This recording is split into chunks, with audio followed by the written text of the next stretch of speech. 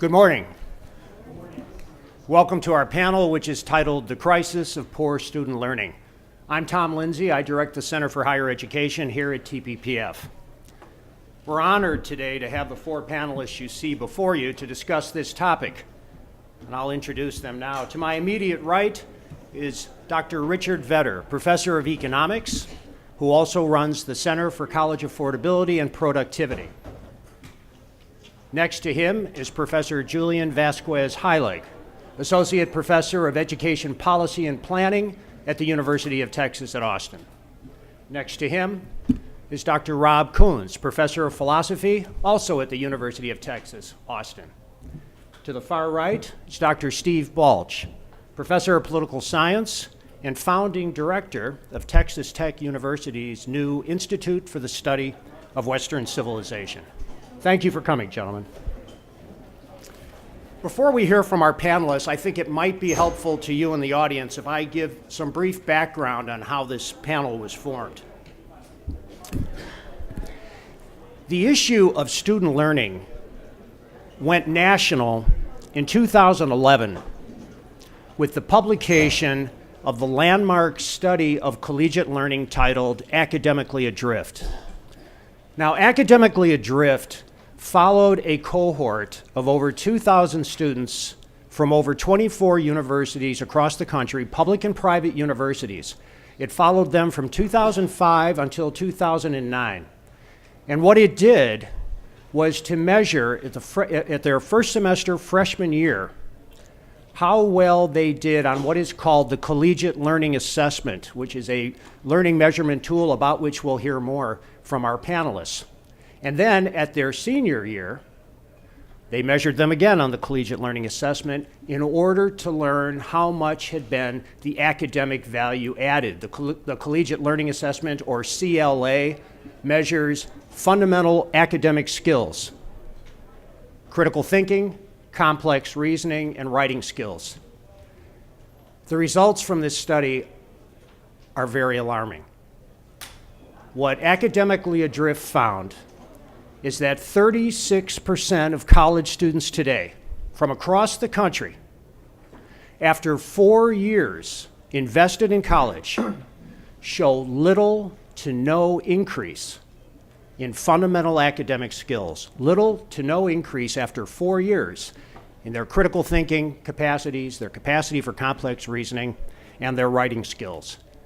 Unfortunately, another study, the Wabash study, that was done with a separate testing instrument came up with the same conclusion. Now, Academically Adrift's findings came on top of growing concern as a result of a number of studies that show that in the early 1960s, college students studied on average about 24 hours a week alone. But today, we know that they study about 14 hours a week, almost a cut of half in 50 years. Now, these students, 36% of whom show little to no increase in fundamental academic skills after 4 years in college, and who study roughly half as much as their parents and grandparents, somehow, remarkably, receive triple the percentage of A's today that their parents and grandparents did.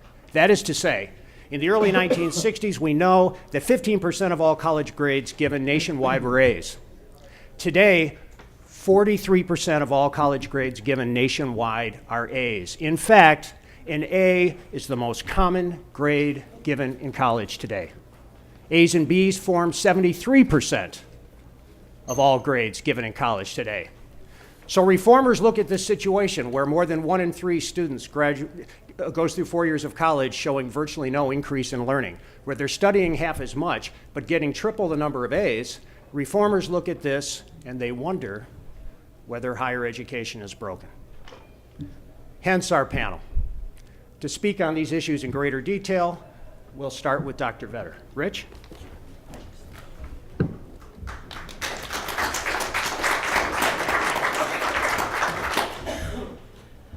I'm going to first argue that higher ed, aside from teaching little, is not worth it financially.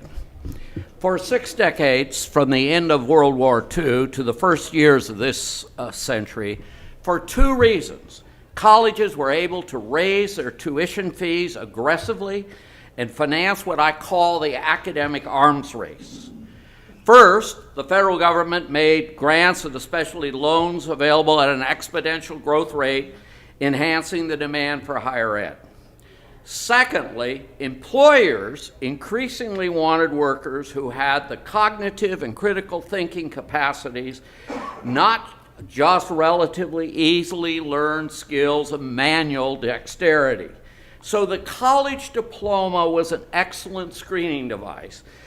Individuals with a diploma historically were generally above average in intelligence, in critical thinking skills, in possessing the discipline and motivation to work.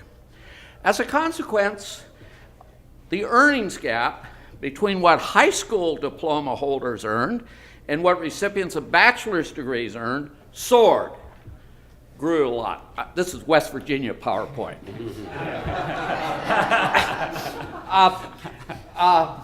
Sure, college was more costly, but the increased earnings differential justified paying ever higher tuition fees for those who looked at college first and foremost as an investment decision.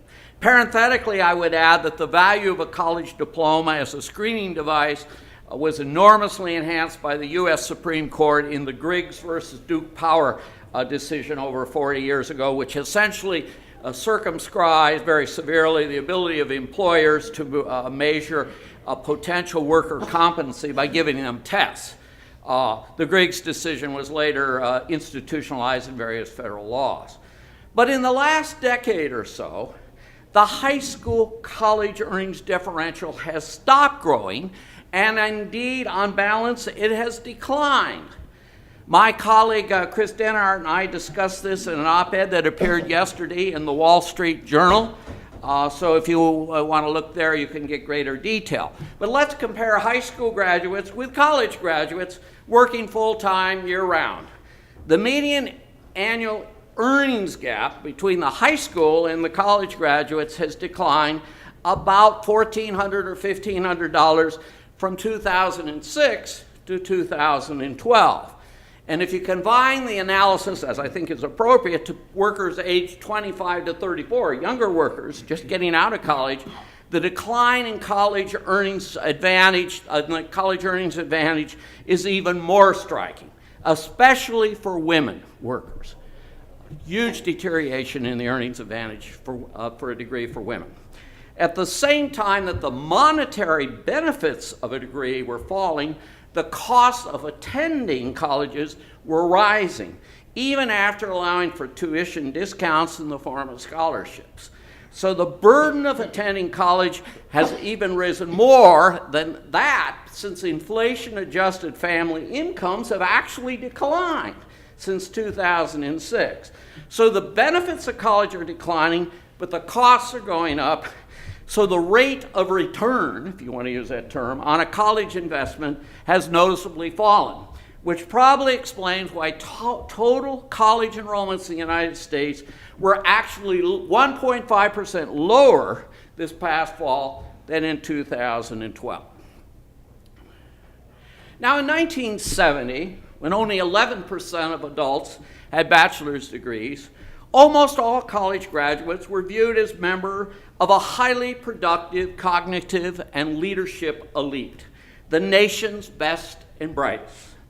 Today, over 30% of adults have degrees, so a significant proportion of graduates seem pretty ordinary, average Americans. They're not demonstrably smarter. They're not more disciplined. They don't possess more knowledge or critical thinking skills than the average American. This is particularly true given all the evidence that Tom already cited that students study less, that the increments to learning in college are very modest indeed.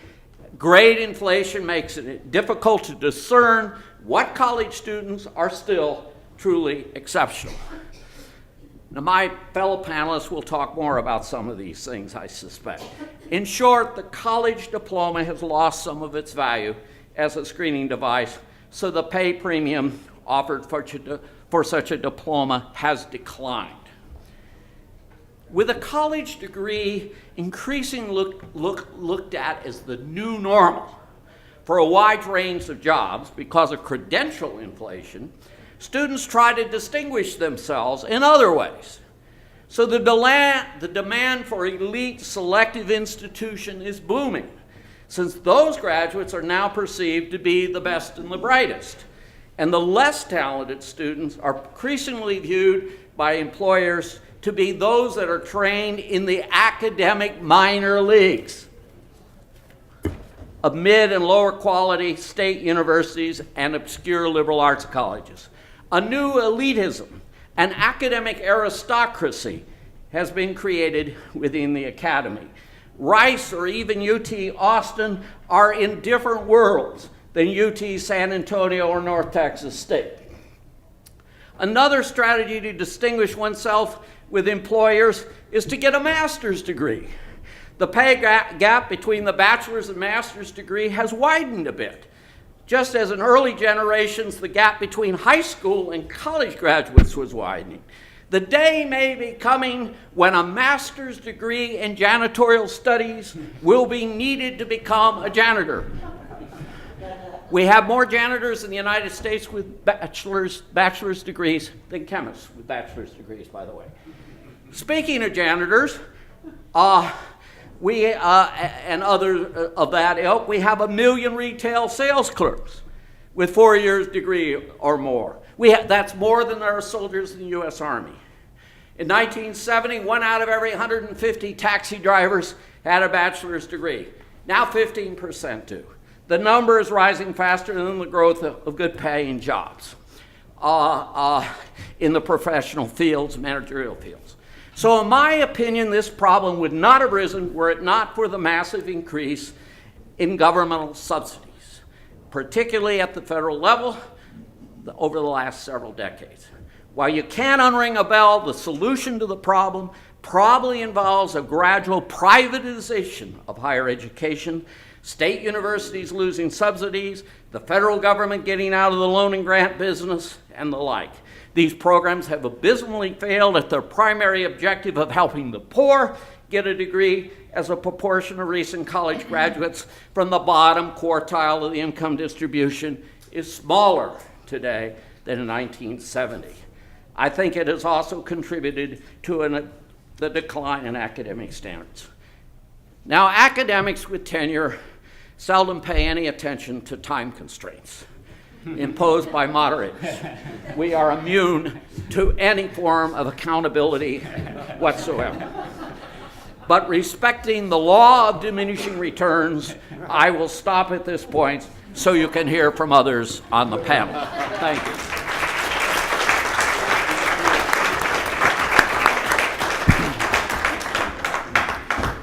Thank you, Dr. Vetter. Next, we'll hear from Dr. Vasquez-Heilig.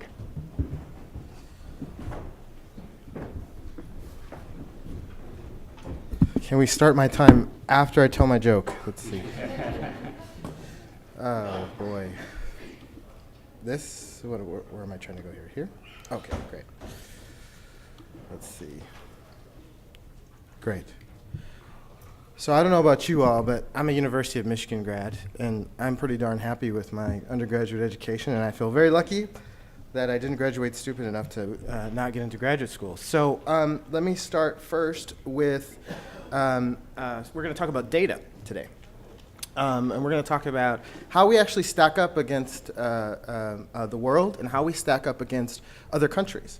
So I have a variety of roles at UT Austin. I'm in educational policy and planning, but I'm also in African Diaspora Studies. I'm in the Center for Mexican American Studies, Center for African American Studies, so I suspect that might lend itself to some very vigorous debate later on. So what have you heard about U.S. learning outcomes compared to the world? So probably last month you heard about the PISA, and what the PISA is they test 15-year-olds worldwide, Hong Kong, China, etc. The data that was reported last December, last month, showed that we were 36th in math, 28th in science, and 24th in reading, which seems like there's a lot of doom and gloom, right? That seems like doom and gloom to me. But one of the things we need to understand about the PISA is that they only sample from 3 states, Connecticut, Florida, and Massachusetts. So one of the things we have to think about, is that representative of the US? So for example, when we look at the Chinese scores, they only sample from Beijing, or excuse me, Shanghai. So is Shanghai representative of the entire country of China? That's one of the questions we have to ask ourselves. So now let's look at some national comparative data. How do Texas science and math learning outcomes compare to the US? You can see here, and I've highlighted in the middle, that when we look at us compared to the other states in the United States this is specifically math, we're 26th in the United States. You can see the top 10 states are Massachusetts, Vermont. You even see New York, which is a good apples-to-apples comparison for us. They rank 10th in the nation. At the bottom 10, you actually see some quote-unquote reformed superstars down here. Louisiana, Washington, D.C., and so that's one of the things that we should also be thinking about. Here's science. You can see typical suspect, Massachusetts at the top. You can see we're 35th in science, so we do about 9 spots worse in science than we do in math. And you see Louisiana down here, District of Columbia, they're also bottom 10. How do we do compared to the nation? Now, this is some of the most surprising data, I think, because this is not what you see typically in the news media. Turns out in math, Texas was outperformed by only 7 countries. Let me say it again. Texas was only outperformed by 7 countries in the world. Those are Korea, Singapore, Chinese Taipei, which is, of course, Taiwan, Hong Kong, Japan, Russia, and Quebec. We outperformed 34 countries, including Finland, in math. Now, have you seen that in the newspaper recently? And this is all IES data out of DC. In science, Texas was outperformed by 9 countries, Korea, Singapore, typical suspects, but we performed better than 31 countries, including Italy, New Zealand, Sweden, Chile. How about international comparative in terms of college readiness? How ready are our students? You can see here, and this is data that I got directly from College Board. This is our ranking relative to other states in the U.S. That are, I like to think of them as apples-to-apples comparisons. California and New York, because who wants to compare us to Kansas? Because there aren't many people living there anyways, right? So you can see here that Texas, we actually improved a little bit over the last decade, 47 to 44th, but we're still 44th. In terms of ACT, we are now 33rd. We improved 6 spots, but we're still 33rd. You can see California at 15th in the nation. You can see New York at 4th in the nation on the ACT. And that's composite scores. Here's our graduation rates. You can see that California and New York are up here above us, about 10% better than we do in terms of graduation rates. You can see here by race that California and New York also outperform us. We're at 38, 31, 38, and 40. You can see here the graduation rate by race and ethnicity over time in Texas. It's fairly flat. Now, how do we stack up against the world? Another sort of surprising finding. So we saw that New York and California are really kicking our butt in terms of graduation rates. You can see here that New York and California would be 5th and 6th in the world in completion when compared to OECD countries. So this is the same data that I just showed you against the higher education data produced by OECD. Turns out Texas is 14th in the world in graduation rates. This is the data. So in conclusion, in isolation, the PISA scores paint a very middling picture of US student learning at age 15, doom and gloom. Compared to other US states, Texas is in the middle of the pack in math and science, in 4th and 8th, because the NAEP and TIMS, of course, are at 4th and 8th grade. The PISA is at age 15. And also the ACT and SAT. So when you compare us to other states, including other large states, which are our apples-to-apples comparisons, we're middle of the pack. Compared to the world, and again, this is a surprising stuff for me because this isn't what I'm reading in the New York Times or the Wall Street Journal. Compared to the world, Texas performs behind only 7 nations in math and 9 in science. California has higher ACT and SAT scores, rankings, and New York has a higher ACT rank. We actually outperform New York in the SAT. Both New York and California have higher undergraduate graduation rates overall and by race and ethnicity. So relative to the world, our higher education graduation rates would actually be 14th in the world if Texas were a nation again. Thus, Texas is relatively average compared to all U.S. states in terms of 4th and 8th grade math, science, ACT and SAT, and higher education completion. In contrast, Texas performs relatively well compared to the world. You can follow me on Twitter at @ProfessorJVH, and I also have a very popular blog that's typically ranked one of the top 50 education blogs called Cloaking Inequity. And please be in contact with me on Facebook and LinkedIn, and thank you for your time.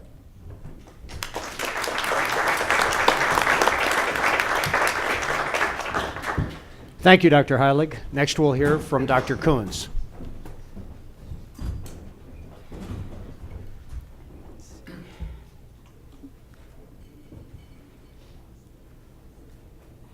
Let's see, I don't see the slideshow. It's not my slide. It's not my time yet, right? Let's see. Should be on the desktop somewhere.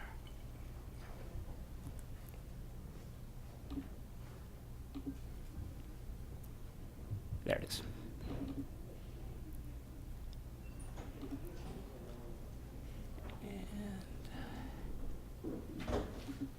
There we go. All right, very good. So I should mention right off the top that I'm not in any way, shape, or form speaking for the University of Texas, even though that's where I am. I'm speaking from my own perspective, my own reflections on the philosophy and history of higher education. So my title is From Riches to Rags, How Race and Gender Studies Are Crowding Out Liberal Education. Let's see here. Where's the clicker? Okay. Not working either.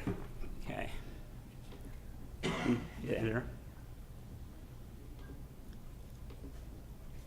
I'm a Mac guy, so I don't know what this machine's doing. Let's see. Here I can hit next, maybe. Okay, there we go. Maybe that'll work now. Okay, so, whoops, now this is working. All right, great. So as a philosopher, of course, I'm going to start out by asking, what is liberal education? It's something that was, the notion of liberal here goes from the idea of a free person. So the liberal arts are the arts which a free person needs to study in order to pursue true human excellence. And this has a rich history going back to the Greeks and the Romans, Plato, Aristotle, Cicero, Quintilian, continues through the medieval universities, and then from Oxford and Cambridge and the Scottish universities to the American colonial colleges, and on to the present day. And of course, well defended in the 19th century by John Henry Newman, talks about liberal knowledge, John Stuart Mill, Matthew Arnold, the famous phrase about the best that has been thought and written in the history of the human spirit, and right into the present day. Now, what are the common elements of this long 2,500-year tradition? There's basically 4 elements. First of all, the idea that we need to acquire knowledge about the natural and the human world in a systematic and comprehensive way. Again, this is John Henry Newman's idea of liberal knowledge. You can't acquire skills. You can't become a critical thinker or a comprehensive learner without a body of knowledge, and you need to have comprehensive knowledge of the world. Secondly, you have to focus on the best that's been written. The great works of literature, including philosophy, science, social theory, and political theory, and so on. No curriculum can train the mind without the use of first-class literature to stimulate, enrich, and shape the intellect. Thirdly, we have to transmit the culture of Western civilization as opposed to merely studying various cultures. You can study many cultures, but you can only, at most, transmit one culture, one civilization, your own. And the only way to do that is not, again, by a kind of superficial study of the subject, but rather by familiarity with the seminal texts and ideas of that culture. And then finally, liberal education establishes a fellowship of the learned with enough common ground in the form of common vocabulary, tropes, concepts, stories, and figures to enable us to learn from each other and have intelligent conversations together. Now, I'm going to go through very briefly 4 recent studies, 3 of these in the last year, that indicate that we in America are failing at this task of liberal education. Liberal education is on the brink, I think, of extinction in the United States. The National Civic Literacy Survey of ISI, Recasting History by Richard Fonte and the NAS this last year. Very importantly, I'm going to spend some time on this, Mapping the Future, a study by a task force at Harvard University, which confirms exactly what a lot of us in the reform movement have been saying for quite some time. And then finally, a study on how does Bowdoin teach on Contemporary Liberal Arts College in Maine as well. Now, I'm going to go through these really quickly because I've only got 8 minutes, so bear with me. In 2006 and 2007, the Intercollegiate Studies Institute did a study of knowledge of American history and institutions. So this gets to the question, again, of that body of knowledge that you have to have in order to transmit Western civilization, the core ideas of our society. And they found that in both years, the average freshman and senior failed the exams. And indeed, in most cases, there was a failure to increase knowledge. Several important colleges like Stanford showed negative learning, as they put it in the study. That is, the seniors actually knew less about our founding documents and history than the freshmen knew. Overall, college seniors failed the civic literacy exam with a score of 53.2, 55.8 at UT Austin, 43.5 at West Texas State. So not very impressive scores, even in our own case. More than half could not identify the century when the first American colony was established in Jamestown. 55.4 could not recognize Yorktown. Fewer than half recognized the lines, "We hold these truths to be self-evident," and so on. It's a depressing study to look at. In 2013, the National Association of Scholars did their first systematic audit of core course content in the United States.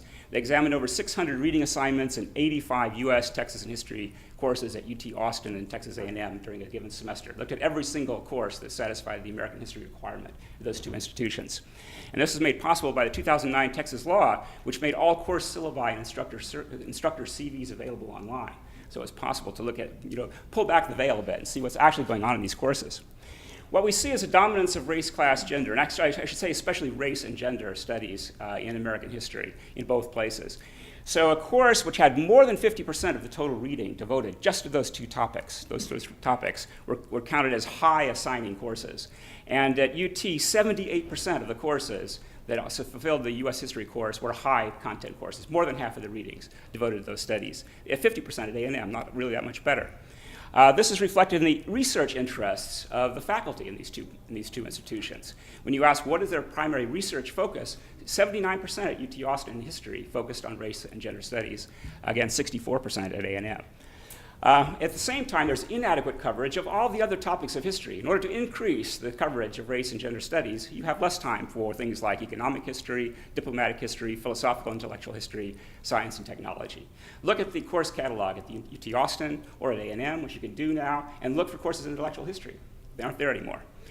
Here, just to illustrate, this is the entire list of the special topics courses at UT Austin. These are the special topics you can use to satisfy your US history requirement there. And again, you can see the fact that this is pretty one-dimensional. That is, it's race and gender studies which are crowding out everything else, in effect. Okay, now I want to get to, the research interests are also trending towards a monoculture. So if you look at those who had their PhDs in the 70s and 80s, you see a significant representation of these kinds of fields. However, when you look at those who got their PhDs in the 90s and plus, it's approaching 100%. And so the culture is evolving rapidly towards a place in which these are the only sort of topics that will be studied in liberal arts subjects. Now, I want to spend a little bit of time today, especially talking about this new report that came out from Harvard University, actually from the Harvard College, the College of Arts and Sciences there. And it's called Mapping the Future, the Teaching of Arts and Humanities at Harvard College. They conclude that the predominant cause of decline in the study of humanities in America is humanities professors. And this is remarkable because I know that in general, if you put together a task force of faculty, they will say that there's a disaster and it's somebody else's fault. It's the legislature's fault, it's the regent's fault, it's the parents' fault. But this says, no, it's our fault. And I think they're absolutely right. Between 1966 and 2010, bachelor's degree completions in the humanities halved nationwide from 14% to 7%. So that in another 30 or 40 years, it'll be 0% as trends continue. What are the causes of this decline according to the Harvard College report? The report demonstrates this decline has nothing to do with financial contraction, nor with a fall in the status of the humanities nationwide. Because the problem at Harvard, at least, is that people who start out studying humanities change their majors after they're there. More than 50% of those who start out studying humanities at Harvard switch to another major. So in other words, it's the humanities professors themselves and the actual experiences of taking courses in the humanities that is driving students away at Harvard, and I think across the country as well. They identify 5 problems. And this is a remarkable thing about this report, which you can easily find at the Harvard University website. Just Google Mapping the Future. Because this confirms what higher ed reformers like myself have been saying for 25 or 30 years. But Harvard is finally recognizing these things. First of all, there's an overemphasis on research and the supervision of graduate students with subsequent neglect of undergraduate education. Absolutely true. There's an over-specialization of faculty leading to excessive narrowness in the scope of undergraduate studies. Again, look at the course catalog, look at the course syllabi for any of the liberal arts subjects at any of our major universities. 3, the abandonment of any consistency in the use of great books. Fourth, the one-sidedness of the ubiquitous method of critique, focusing exclusively on unearthing the instruments of oppression in the works of the past. Again, this is the race and gender studies. It's going to 100%, not just in history, but in English and in the other liberal arts specialties. And finally, the stifling of dissent and the pervasive atmosphere of anxiety resulting from perceived political correctness in the classroom as the operating norm. And this is, again, these are humanities faculties at Harvard, who are faculty members at Harvard who are admitting this. Again, it's remarkable that they say that we have to examine ourselves. And this is a refreshing thing, I think, for faculty to actually say, maybe we're doing something wrong, maybe we need to change. They talk about the danger of over-specialization, right? We should reflect that we tended to emphasize specialist knowledge over the formation of truly educated citizens, Bildung. Again, this is this idea, this classic notion of liberal education. We have, that is, possibly, I say definitely, become too specialized, allowing the research culture of our faculty and graduate constituency to dominate the general needs of the undergraduates. Couldn't have said it better myself. Absolutely right. The need for the great books. We're capable of forgetting, and indeed we have forgotten, the simple truth that the main work of the humanities is to ensure that great books are placed in the hands of each incoming wave of students and carried back to sea. Now, they say this doesn't necessarily mean restricting ourselves to works considered great by tradition. And that's true. There certainly can be some reasonable evolution. But it's important for there to be consistency. It's important for us not to engage in chronological bigotry as though the only great ideas are the recent ideas. We need to stay rooted in those great texts. The one-sidedness of critique. And again, of course, the humanities faculty at Harvard are definitely in favor of critique. It's not that they're against race and gender studies, and neither am I. It has a role to play. It's part of this overall conversation. But the problem is when it becomes one-sided, when it's crowding out the classic studies of the great books. And they admit that that's a serious problem at Harvard, and indeed it's a problem throughout the country. Suppressing dissent, again. Those of us who are committed to criticism as critique might recognize a kernel of truth, right, in conservative fears about the left-leaning academy. Amen to that. Among the ways we sometimes alienate students from the humanities is our impression that they get ideas that are unspeakable in our classrooms. Okay, so unfortunately I'm out of time, but Bowden reflects the same idea of the dominance of race and class and gender studies. And so let me say something about what needs to be done. I think we're in truly a crisis situation. I would call on the governor to create a commission to study the humanities and liberal arts in Texas, that is, to revive and to reconstruct liberal arts education. We need to drastically reduce the proliferation of studies majors and focus again on the classic subjects of philosophy, classics, history, English. And I'd like to see us introduce a system of statewide honors degrees following the Oxbridge method. We need to do something to raise the standards and to provide models of excellence.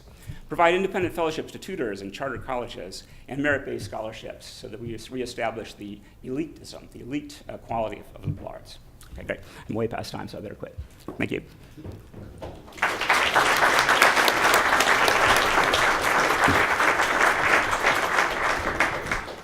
Thank you, Dr. Coons. Next, we'll hear from Dr. Steve Balch.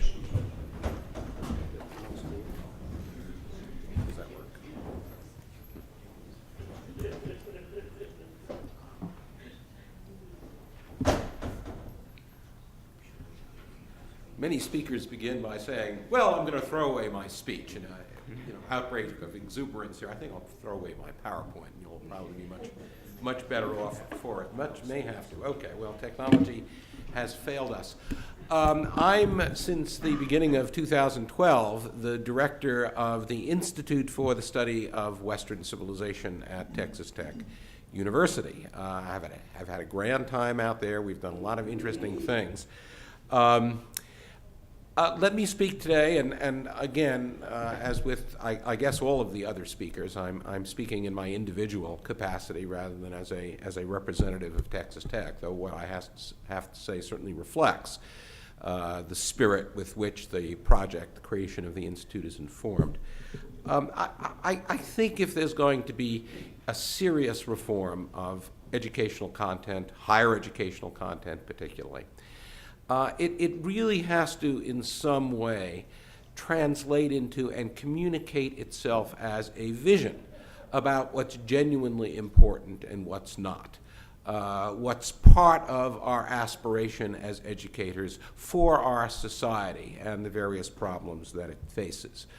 One thing that you can say about the academic left is that they have that kind of vision, and I think their voicing of that vision has raised interesting questions and done a certain amount of good for education. I think those of us who are more in favor of quote unquote a traditional curriculum, that is to say one that looks at the liberal arts as liberal arts, one that looks at Western civilization as a subject worthy of study, have to, in order to make the conversation within our universities a more balanced one, have a vision as well. So here's a brief suggestion as to where that vision might come from and what that vision might be. We live in a spectacular, astounding anomaly. Our society is like no other, ever. I'm not speaking about America here, I'm speaking about the modern developed world, which came out of the West in the last few hundred years. We have a standard of living that would have left the aristocrats of a few centuries back gaping in amazement. We have a degree of freedom that would have been beyond the conception of people high and low in societies of the past. We have access to information. Everybody's home, everybody's desktop or laptop is the equivalent of the Museum of Alexandria in terms of the amount, more so, in terms of the amount of information that quite ordinary people have at their disposal. We live longer and healthier lives. I sometimes point out to people interested in my program, the first King of England, first English monarch to survive to the age of 70 was George II in the 18th century. We take that for granted. I will turn 70 in 3 weeks myself. We don't think that as being any kind of prodigy. But way back when, not only were there high rates of childhood mortality, but people dying in the 50s, early 60s was certainly not considered to be notable or particularly tragic. So we live in this vast anomaly. And the one thing about anomalies is they may not last. If they're that different from the rest of experience, you have to wonder about what's supporting them. And I think if you think the anomaly is a good one, as I, and I suspect most other people would, you want to really think about the stewardship of that anomaly, keeping it going, preventing us from lapsing back way, way down into the sorry norm of human existence. Short, what is it, brief, what was it, Hobbes is saying, brief, nasty, solitary, nasty, brutish, and short. I need to do better on my classics, and I will get some advice from Professor Coons after all this is over. But we could easily go back to that. We heard a little earlier today Senator Cruz talking about the rule of law. I suspect principles like the rule of law are at the essence of why this anomaly has been produced, the opportunity to allow people to make decisions freely, to be secure in property and person, to know that authority is limited in some important ways. The rule of law is certainly anomalous in most times and places. What people have thought about as most important with respect to government policy has not been process, has not been adhering to the rules, it's been reaching the right outcomes. That comes much more naturally and more intuitively to how people think about society and politics, and warning them about the dangers of following that course takes instruction. It requires that people be carefully taught. That certain principles be transmitted. We can't take it for granted that that's going to happen naturally. We reach our decisions politically and otherwise through open deliberation, through reasoned discourse that involves, we hope, as much of the community as possible. That's certainly an anomaly as well. The old-fashioned way of doing that was authoritarian pronouncement. The ruler or a small coterie around the rulers would decide what is good and would move ahead. Again, that's often intuitive. Why shouldn't those wise people who rule us, when they see a problem, simply announce its solution? Why not? Why do we have to spend a lot of time and a lot of political messiness on debate? Again, to make that point, I think, requires that it be part of one's educational program. Market processes, and I'm not going to take a absolutist laissez-faire position here, but certainly the market is a great mechanism for solving all kinds of problems of allocation. We allow people to follow their self-interest. We prevent them from coercing others.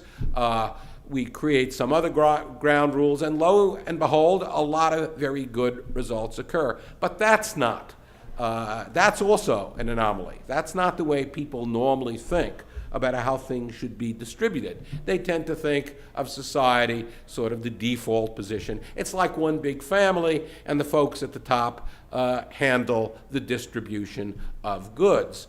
Again, I think there has to be a kind of conscious effort to show why, at times, that's not the best way of going. The liberal tradition, understood broadly, is suspicious of power. But in times past, in non-anomalous periods, we've been very, very celebratory of power, the divine right of kings. The liberal tradition is tolerating people who you don't like or don't agree with.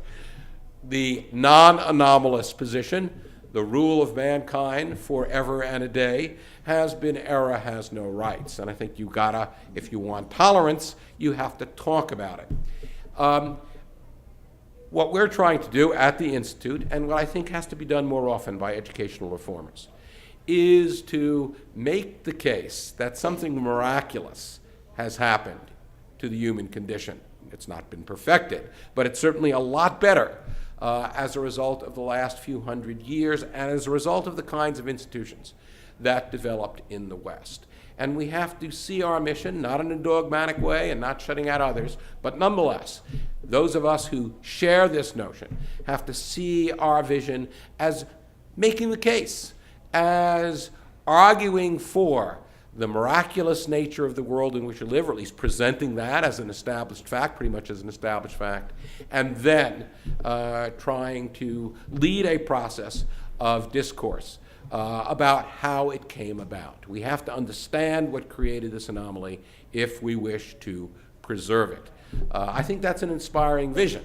I think that, talking about the great books and the history of the dialogue between various points of view, is all well and good, but there is something about the present world that's extraordinarily precious.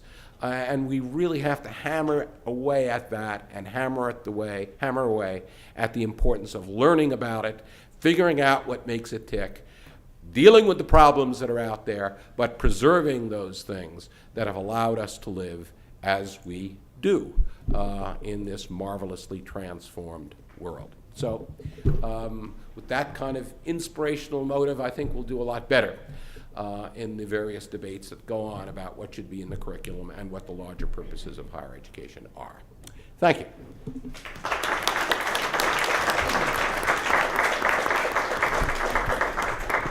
Thank you, Dr. Balch.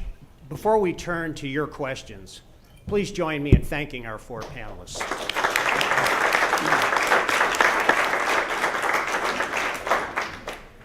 All four presentations cannot help but remind us of Jefferson's statement. When asked about the relationship between education and democracy, Jefferson said, quote, "Any nation that expects to be both ignorant and free expects what never was and never will be." We'll now turn to your questions.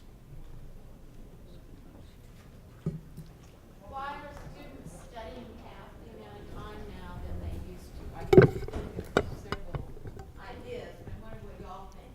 Well, as one who's taught for 49 years, and they study less because they can get away with it. They don't have to study more.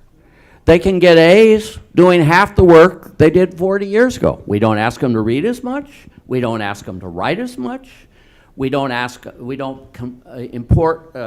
send as much knowledge. And they take more frivolous courses. They're taking fewer and fewer courses of core subjects that are important to human condition, to the human condition. All of these things are working. And I might add federal, I don't want to sound political here, but I think we have too many kids going to college. And some of the kids going to college are not intellectually capable or disciplined enough to handle the program. And one reason we've lowered standards, and I think we have lowered standards, is to accommodate this. So we want the money coming in. At the universities, one thing speaks: money. Principles have gone out the window. And I think it's not just grade inflation, it's also requirements deflation. And the reason for that is there's pressure on faculty to make their courses easier so they can attract students. And I think the basic problem in our system really is, compared to, say, Britain and other places, is that the same person teaches and evaluates the students. So we have a natural bias to say, my students are all above average, my students are brilliant. And so there's no independent check. There's no way to guarantee a consistent standard. Yes, sir.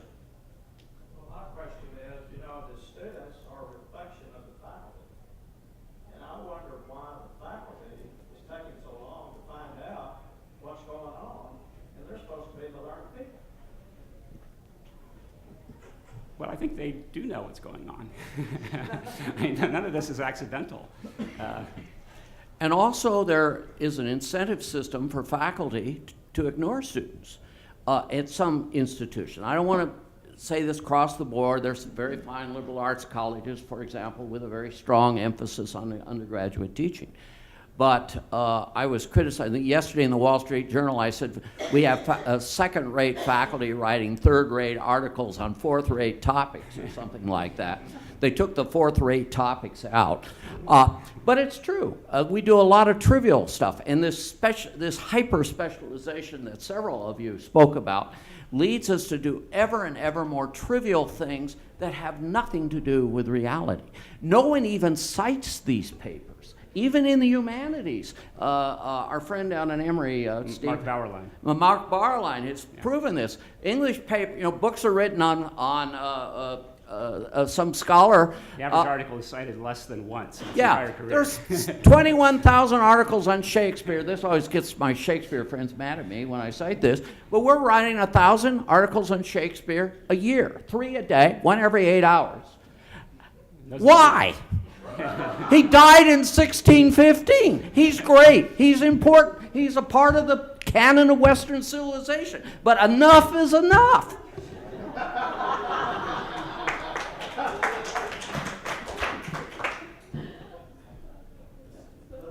me just say, just because I'm sitting here doesn't mean I actually agree with what you're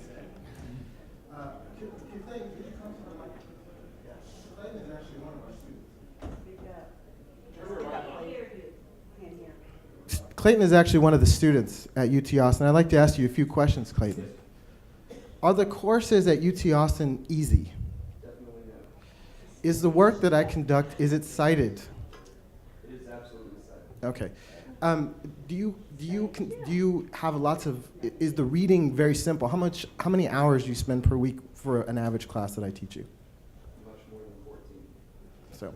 So the thing is that I respect the opinions of the folks here, and I respect their research, but I couldn't. There's so many points of disagreement that I can't even get started. And I also don't want to dominate the microphone. But just understand there are alternative perspectives out there to those that are sitting here with me. There certainly are exceptions, no question. I just wanted to say something briefly, too. I think one of the problems in the humanities has been the sort of scientism that's taken hold, in which, because of the prestige of science and the public admiration for scientists and all the wonderful things they've produced, everybody wants to be like a scientist. Now, there is something to be said for disciplined science-like research in the social sciences and sometimes in the humanities, too. But what really matters in those fields is considered judgment, is people who are kind of immersed in a enriched way in the scholarship of their area and can come to consider judgments about things. One of the problems we have, I think, with the state of the curriculum is that there really isn't an interest in the big problems that might excite students. There has been a diversion of interest and effort into the very narrow things that can be done in a manner that looks like science. I think we should applaud science. It's really great. But I think we should understand that liberal education is not simply a matter of scientific research and scientific bodies of knowledge. It's a matter of judgment and acculturation, and we need more of that. Yes, sir. I have a question that concerns me, and that is, everybody thinks that you have to go to college, and we've pushed that in our high school education. We've lost skilled labor. We need to have more skilled labor to do what needs to be done in this country. The industry I'm in, we're lacking the labor force that we need to do the skilled labor. What industry is that, sir? The oil and gas industry. And we need skilled labor. And what we end up doing by not allowing young people to become and graduate with skills rather than being pushed that they have to go to college, we allow them to drop out. They don't get a college education. I mean, they don't get not only a college education, they don't get to walk across the stage and get a high school diploma. And that's wrong.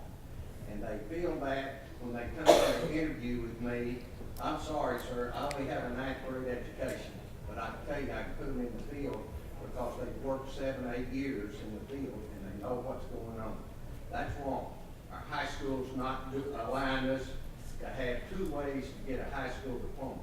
And we need to address that. Well, I do actually agree with you on the fact that our high schools keep some students from moving on. There's the noble lie. I'm sure that humanities folks are very familiar with the noble lie. And there's a whole conversation about high-stakes testing that actually tests were created to sort kids. And so we knew right from the get-go that a lot of kids were not going to graduate from high school because if you have to pass 12 exams to graduate from high school, that's going to be quite difficult for some kids. So I do agree with you that our system is set up for some kids to fail on purpose. We actually don't have enough seats in our high schools for all the kids that we have in our elementary schools, which means that our system is structurally built for failure. So I agree with that. But I also think that we should allow kids to choose their own pathway. And we shouldn't have kids making that decision in 8th grade or 9th grade. When I first got to high school, the counselor said to me, you could take the lowest general education diploma. All you need is 2 math and 2 science and 2 English. But luckily, my parents came in and said, if you want to go to the University of Michigan, you have to have 4, 4, 4, right? And so the thing is that I think that our industries have the capability to actually train the kids once they finish their high school education. But if we're failing a whole bunch of kids with these exams or with the new Common Core exams in New York have been a total disaster, if we're doing that, then of course a lot of these kids are not going to finish high school. So I think there definitely should be alternatives. But I also think that industry has the capability. I mean, what was it, $9 billion in profit that they had last quarter? I think that there is some capability for industry to partner and to create well, they call it career and tech, not vocational, but the career, or there's even a newer word than that. But if you look at Germany, companies spend millions of dollars at high schools to create these like BMW, Mercedes, so that these students can segue into these jobs. But you don't see that influx of funding coming from industry yet into these programs. So then what happens is what happened in the 1920s in this state is we had a huge influx of African Americans and Latino kids into public education in the 1920s. The reason for that was because we started to have compulsory schooling laws in 1917. And the state's answer in 1920 was to send African American and Latino kids to vocational education. But I don't think that should be our solution in 2013. Those kids should have options. If they want to go vocational, be plumbers, et cetera, fine. But we also need to have industry as partners to make sure that we have high-quality career and tech programs, and they're not career and tech in name only. You know, on the other side, I think the problem is that our culture sends a message that you're not a successful human being. You're not going to have a happy and a good life unless you get a bachelor's degree, at least. Yeah, That's a message I think we need to. Yeah, the president has said this. The chairman of the Federal Reserve Board said this a few years ago, in effect saying you're not a success in life unless you go to college. What is wrong with a person being a welder? We have a nation that we right now, I'm told, have a welder shortage. I know nothing about welding, but we have a shortage of welders. Are plumbers what does a plumber get down here? If it's like up where I am, they do as well as professors, particularly English and philosophy professors. Anthropology graduates, what do they do when they graduate? What do welders do when they graduate? Who does better? The welder. Now, I'm not saying, I don't want to overgeneralize about this, but what I'm saying is we are right. And I agree partially with you. We've neglected alternative paths at the high school level. The old vocational high schools have gone by the wayside. It was a tragedy. It's a mistake, and we should revisit that. Yes. I am a graduate student at the University of Texas at Austin, and by no means has it been easy. And I think that the misconception is that when 40 years ago there were 2 parents in the home, a lot of times that's not happening. So I've had to work the whole time that I went to school, and even younger kids that I've been in class with who are coming from non-traditional families are working as well. So that cuts back on the time that you can study, because you still need to provide and pay the rent. And so when you live like that, then yeah, maybe kids are only studying 14 hours. And I'm in class with 18-year-olds who work and come to school because their parents couldn't afford to pay for them to come to college.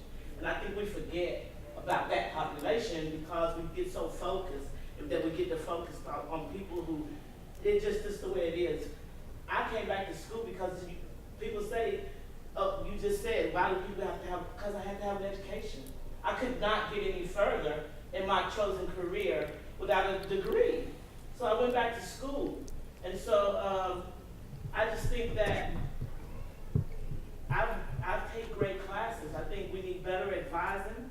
I think we need better counseling, and parents stressing, don't spend my money on classes that don't serve you. And so what I've chosen to do is take classes that has enhanced my education, and if it means that I may have to write a 25-page paper that gets critiqued to death, I'm willing to do that for my education. And I just think that a lot of times those kids and people, non-traditional students like him that stood up, we get overlooked when we look at kids who just coming in and maybe their parents are paying for them to go to college. And there's a lot of kids whose parents are not paying for them to go to college. So those are kids who might not be getting 14 hours. They're not even studying that much because they're also having to pay their rent. So I just wanted to say that because I know it's happening. I'm in class with students all the time, every day. I should just clarify Wendy. that I know a lot of colleagues who do have high standards and students who work very hard at UT Austin. I don't get the impression that that's not the case. But the problem is the system does not reward that. And if the system doesn't reward it, then you're going to get less and less of it over time. I think, too, I know the studies the National Association of Scholars did when I was out there showed that the erosion of the curriculum and decline in the number of hours that students spent in class was across the board. It affected elite institutions as well. So I don't think this can be attributed simply to new kinds of students coming into the system that may be part of the problem. It affects students at all levels. Wendy? I appreciate the comments that have been made, and we do understand that there are averages. So when they say their average is 14 hours, that means some people really do work a lot more and some people work a lot less. So the question that I have is that, we talk about the quality and actually the statistics, the data that you provided are interesting data about people who are maybe younger. And the question that I have is for the university. I have some real concerns given not only the ISI studies about what people are and what children and young people are learning in schools, but also to what extent is it the university's responsibility to really do the counseling and let students know that if they major in certain subjects, gender-related subjects, for example, what kinds of jobs can they get when they get out? And yes, part of education is consumption. Part of it is learning our culture and the important parts of our culture. But part of it is what kind of job am I going to be able to get when I get out and how much does it pay? I mean, to what extent is the university responsible? Wendy, Dr. Graham. We're both Northwestern. She has a PhD. I just have a bachelor's from there. She's smarter than I am. But you're absolutely right. The counseling that goes on in universities varies across the board. Different schools do it different ways. And I think the liberal arts colleges probably on average do a better job than the larger universities. But there is no incentive for a typical professor to sit down with a student and say, why are you taking my course in women's history of the Middle East 1320 to 1440? There is no incentive for that. There is absolutely no incentive. And a few of us old timers who have tenure and whatnot, and I spend more and more of my time as I get older with students doing what you're talking about. Do you really belong in this program? Do you really think this is an appropriate major for you? What are you going to do with your life when you're done? Are you aware that over 50% of kids holding jobs, of Americans holding jobs today are doing jobs, about 50%, college graduates are holding jobs that don't even require a college diploma, at least the Labor Department tells. Are you aware of all this? There is an awful there's a loss of labor market information being put on to the students. The universities, I think, are culpable in this. But I do think they're paying a price for this now. It's starting to catch on. The bubble is bursting. Enrollments are starting to fall. People are saying this is a con game. These people are getting rich at our expense. They're screwing us, excuse my use of a technical term. We are not getting a fair shake. And I think but we can still reverse it, and we should. Yes. My name is Dwayne Bohack, and I have owned a business in Houston for 21 years, and I'm also a state legislator. This is my 12th year.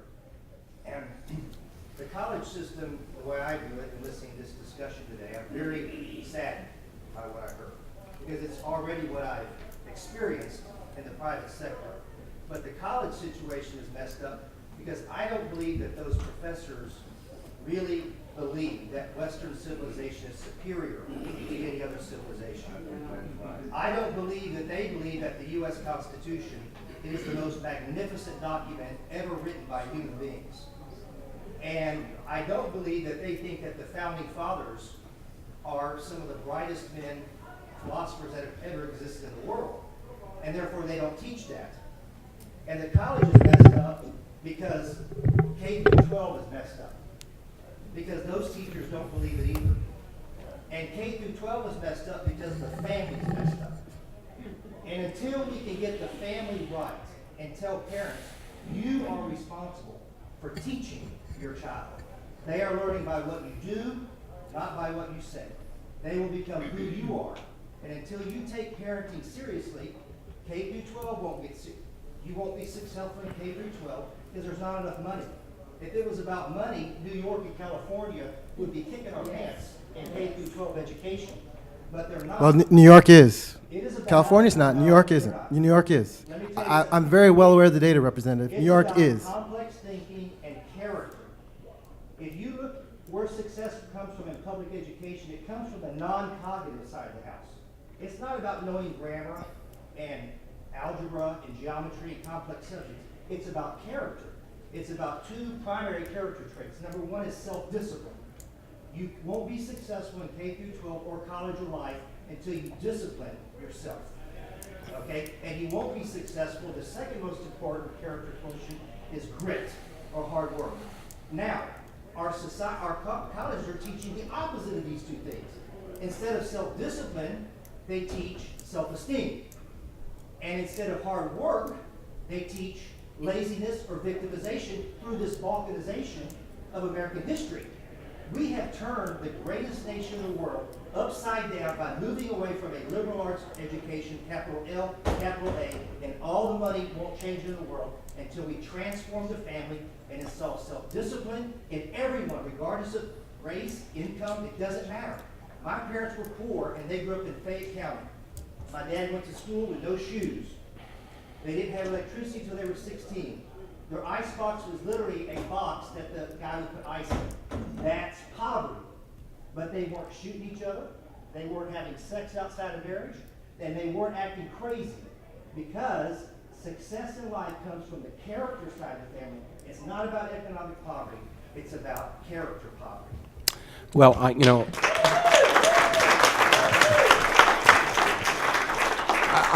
don't believe in a dogmatic university. I don't believe in a university where there's only one point of view represented. But I don't think there's ever been a higher education system in the past that didn't believe in some fundamental way in the civilization of which it's a part.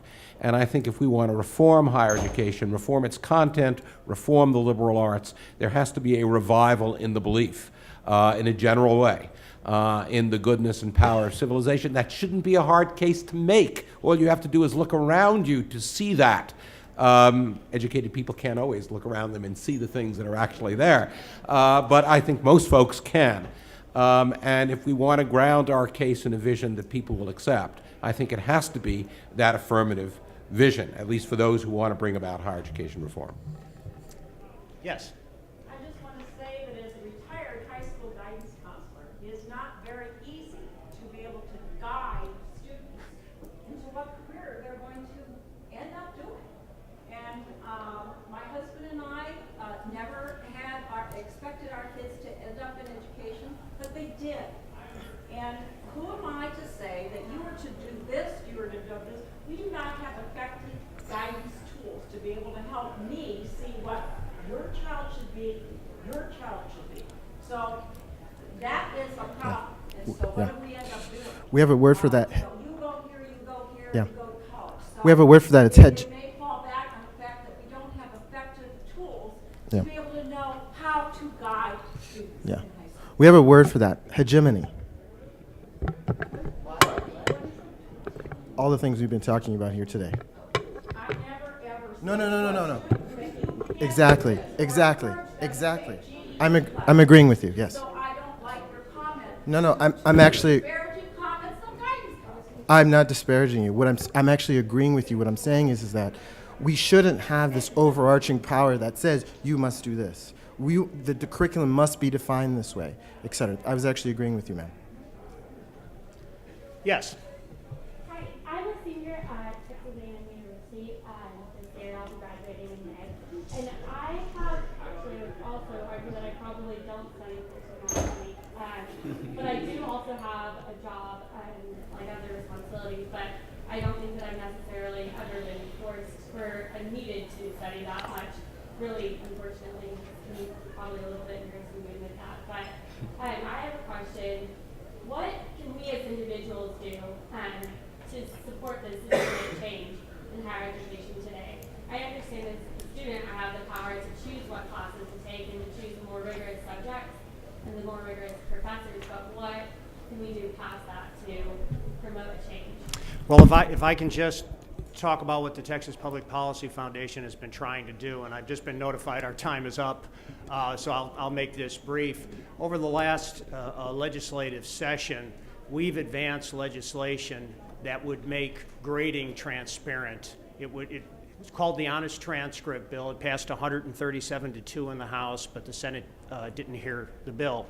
And all that it was simply a transparency measure. All it would do is place on student transcripts next to the grade they receive for the class the average grade the professor gave, as a way of letting employers, parents, et cetera, know what the standards are. We have also championed legislation that would require every Texas public college and university student to take the Collegiate Learning Assessment, which was the instrument used in Academically Adrift, about which I spoke at the beginning. To take that at the freshman year and at the senior year, to find out what the academic value added, and then to publicize those results so that prospective students and their parents and taxpayers and employers can see where our strengths are and where our weaknesses are.